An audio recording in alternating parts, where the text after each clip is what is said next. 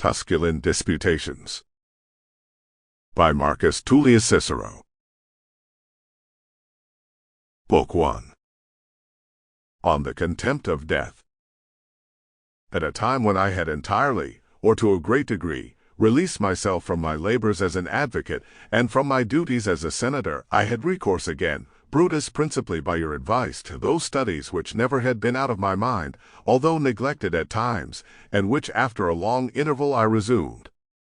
And now, since the principles and rules of all arts which relate to living well depend on the study of wisdom, which is called philosophy, I have thought it an employment worthy of me to illustrate them in the Latin tongue, not because philosophy could not be understood in the Greek language or by the teaching of Greek masters, but it has always been my opinion that our countrymen have, in some instances, made wiser discoveries than the Greeks with reference to those subjects which they have considered worthy of devoting their attention to, and in others have improved upon their discoveries, so that in one way or other we surpass them on every point. For, with regard to the manners and habits of private life, and family and domestic affairs, we certainly manage them with more elegance and better than they did. And as to our republic, that our ancestors have, beyond all dispute, formed on better customs and laws. What shall I say of our military affairs, in which our ancestors have been most eminent in valor, and still more so in discipline?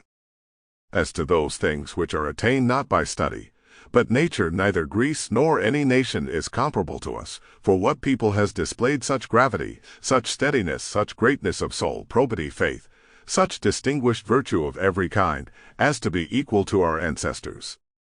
In learning, indeed, and all kinds of literature, Greece did excel us, and it was easy to do so where there was no competition, for while among the Greeks the poets were the most ancient species of learned men, since Homer and Hesiod lived before the foundation of Rome, and Archilochus was a contemporary of Romulus, we received poetry much later.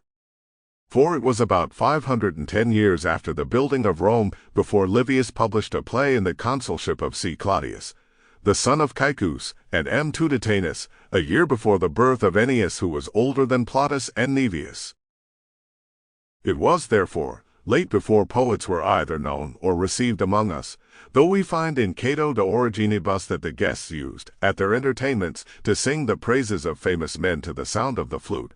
But a speech of Cato's shows this kind of poetry to have been in no great esteem, as he censures Marcus Nobilior for carrying poets with him into his province, for that consul, as we know, carried Ennius with him into Aetolia.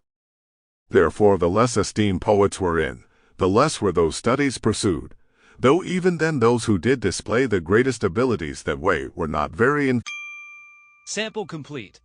Ready to continue?